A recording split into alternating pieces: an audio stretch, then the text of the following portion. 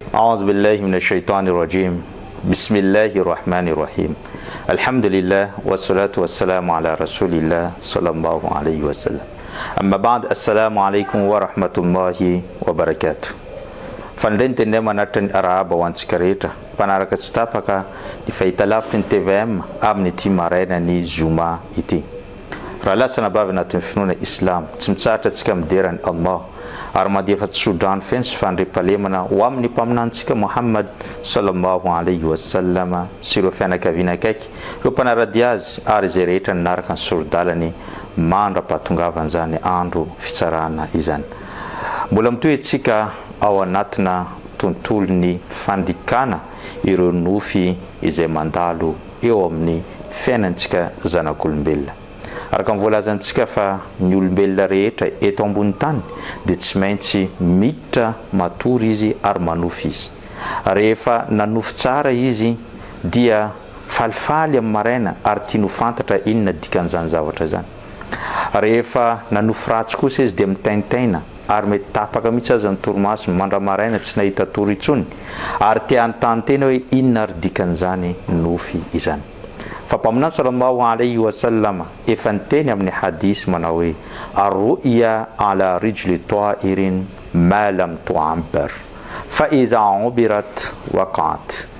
Ny nofy izy dia maniditsidina eny amin'ny tongotry ny vorona anankiray raha ohatra ka mbola tsy nanontanianao olona no sady mbola tsy nadikan'ny olona ny dikan'izany nofy izany. Fa idha ubirat waqa'at, rehefa kosa ianao nanomboka nanontanin'izany ka nitantaran'izany ary ilay olona mpandikan'izany nofy zany nandika ilay nofy dia eo izy vao manomboka milatsaka ary hiatra eo amin'ny zany fiainanao izany. Ka izany nahatonga antsika miteny foana, rehefa mahita nofy tsara ianao dia tantarao amin'ireo olona izay azonao antoka, ireo olona tokisanao, avanao akaiky, vadinao sy ny tariny, ary mangatado aminy aminao mba ho tanteraka izany. Fa rehefa mahita nofy ratsy kosa ianao dia mifoha marainao manao a'udhu billahi minash shaitani rajim, mamaky ireo azkar sy ny sisa ary aza tantaraina amin'olona ary tsy vitan'izany fa mangatado aminy aminao mba tsy ho tanteraka izany zavatra izany. Amin'ny androany inshallah tsika dia aka nofy anankidimy izay nofy ratsy indrindra eo amin'ireo vehivavy.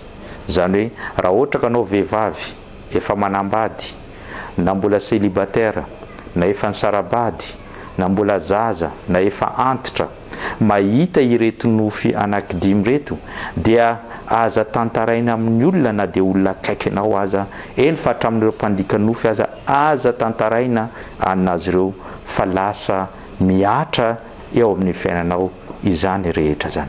Inona ary ireo nofy reo? Marina fa vehivavy no tenentsika eto fa tsy lehilahy, satria reto nofy reto zany tsy misy dirana amin'ny lehilahy ary mety mifanohitra amin'izay ary any amina lehilahy. Voalohany amin'ireo nofy reo, raha ohatra ka ianao vehivavy natory ka nanofy nahita tao anatin'ny nofinao fa io volonao mainty io nivadika fotsy, zay nofy zay dia anisan'ny nofy ratsy indrindra eo amin'izany vehivavy izany. Satria nahoana? Izany fivadian'ny volo mainty ho fotsy ao anatin'ny nofy dia miteny aminao vehivavy ary manambaranao fa hoe mety ho avy aminao ny fahantrana, ary mety ho avy aminao ny trosa maro samihafa, ary mety hisy karazana olana eo amin'ny fanambadianao anao na amin'ny havanao na amin'ny olona manodidina anao. Ka rehefa hitanao zany nofy zany hoe volonao mainty tsara io ka mivadika fotsy, aza tantaraina amin'ny olona satria ny tsy fitantaranao an'izany dia manamarika fa tsy ho tanteraka eo amin'ny fiainanao zany. Fa raha ny tantara kosa anao ka nazavain'olona izany dikan'ny nofy zany dia ho avy aminao tsy ho ela izany nofy izany ary hitranga tokoa zany eo amin'izany fiainanao izany. Ka ny voalohany ny fiovany volonao mainty ho lasa fotsy hitanao anatin'ny nofy aza tantaraina amin'olona ianao vehivavy. Ho amin'ny lehilahy kosa zany dia nofy tsara izany satria ny lehilahy rehefa hitany nanofy an'izany hoe fivadian'ny volo mainty lasa ho fotsy zany ao anaty nofy dia manambara fa hitombo ny voninahitra izay misy eo aminy na hiakatra amin'ny toerana ambony izy na ahazo toerana vaovao izay mendrika sy tsara ho azy zany. Fa ny vehivavy kosa olana ara-panambadiana, fahantrana, dibon-trosa sy ny rehetrarehetra no dikan'izany. Zay ny nofy voalohany. Ny faharoa, ny fahaverezan'ny kiraro ao anatin'ny nofy.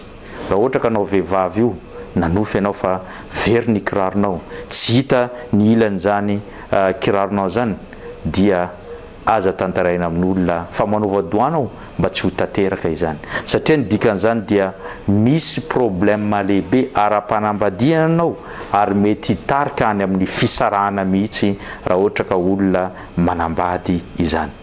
Na ihany koa mety hiteny ihany koa zany nofy zany fa hoe harary io vadinao ka mety hiafara amin'ny fahafatesana ny vadinao izany. Ka zay nofy zay raha ohatra ka hitanao dia aza tantaraina amin'olona fa nofy ratsy ho anao vehivavy izany. Nofy fahatelo dia ny fahitanao sy ny filalovanao ny zaza zay tsy fantatrao ao anatiny izany nofy izany. Raha ohatra ka anao zany nanofy ny zaza tsy fantatrao, tsy zanaka ny rahavavinao, tsy zanaka ny vadinao ohatra, na tsy zanakao, na tsy olona tsy fantatrao mihitsy zany zaza zany, nefa ny ao anatin'ny nofy ianao milalao an'izany zaza zany, na mitaiza an'izany zaza zany, falifaly miaraka amin'izany zaza zany, zany dia ratsy ho anao. Indrindra moa fa ianao vehivavy, zany hoe vehivavy célibataire, dia manambara zavatra ratsy zany ary mety ho karazany hoe fady na tsy ho avy aminao tsy ny hatsarana dikan'izany nofy izany. Nofy fahaefatra dia fahaverezan'ny firavaka. Raha ohatra ka misy vehivavy anankiray zany matory izy ka manofy, ny firavaka an'izany dia very. Io firavaka io zany mety ho kavina izy io, mety ho rojo izy io, mety ho peratra izy io, ary mety ihany koa ho kavinorona izany. Mety zavatra rehetrarehetra reo tafiditra ao anatin'ny firavaka avokoa. Ka raha ohatra ka misy aminareo vehivavy manofy very firavaka, ray amin'ireo voatanisantsika teo, kavina, peratra, rojo sy ny tariny, dia aza tantaraina amin'olona fa manambara zavatra ratsy zany. Satria misy mpialina anao amin'izay fotoana zay ary misy olona mikendry hanao ratsy anao. Zay dikan'izany fahaverezana izany firavaka izany. Na ihany koa vaovao ratsy ho eninao tsy ho ela, zay dikan'izay fahaverezana izany firavaka izany ihany koa. Na ihany koa mety ho ratsy ny fifandraisanao amin'ny fianakavianao sy ny havanao manodidina anao. Ka anao raha mahita an'izany zany dia aza tantaraina amin'olona fa tazomo ho anao irery. Ny teboka dimy farany, zany hoe nofy fahadimy farany zay tsy tokony ho tantarain'ny vehivavy fa nofy ratsy ho anazy zany, dia ny fampinonony ny olona tsy fantatra ao anatin'ny nofy. Raha mahita anao mampinono olona tsy fantatra, io na zaza io na olon-dehibe io na vehivavy, hitanao ampinononao ao anatin'izany nofy izany olona tsy fantatrao, dia tadidio tsara fa haratsena lehibe mety ho avy eo amin'ny fiainanao, ary mety araka mivolazan'ireo mpahay an'izany mpandikany nofy zany, mety ho fonja mihitsy na prison no miandry anao amin'izany dikan'izany nofy izany, satria olona tsy fantatra no nampinononao izany. Fa kosa raha ohatra ka olona fantatro andray no hitanao nampinononao tao anatin'ny nofy, ka mizara anankiroa izy io.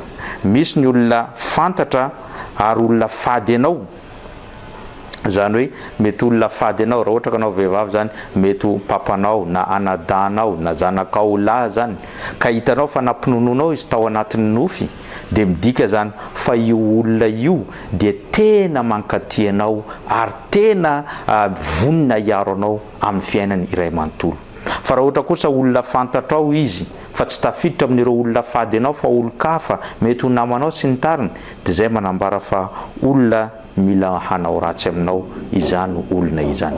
Ka aoka tsika zany anareo vehivavy mahita nofy anankidimindreo dia hitazona zany ho tsy ambaratelonareo, aza ambaran'ny olona fa ratsy tena ratsy tokoa dikan'izany nofy zany. Zay ngamba no karazana tontolo ny fandikana zany nofy zany ao anatin'ny finoana islam, misy an'izany rehetra zany ary misy manam-pahaizana mihitsy mahakasika an'izany nofy izany. Ka aoka antsika samy tandrina amin'ireo karazana anankidimy ireo fa ratsy tokoa. Inshallah amin'ny manaraka antsika dia hitondra indray ireo karazana zavatra maro samihafa amin'ny tontolon'izany nofy zany inshallah. Hatreto angamba ny fandarantsika tamin'ity androany ity, isorako nanaraka an'izany hatranam-piandohana ka hatramin'izao fiafaran'izao ny tenako dia mametraka ny mandrapitafa ho amin'ny manaraka indray. Wassalamu alaikum wa rahmatullahi wa barakatuh.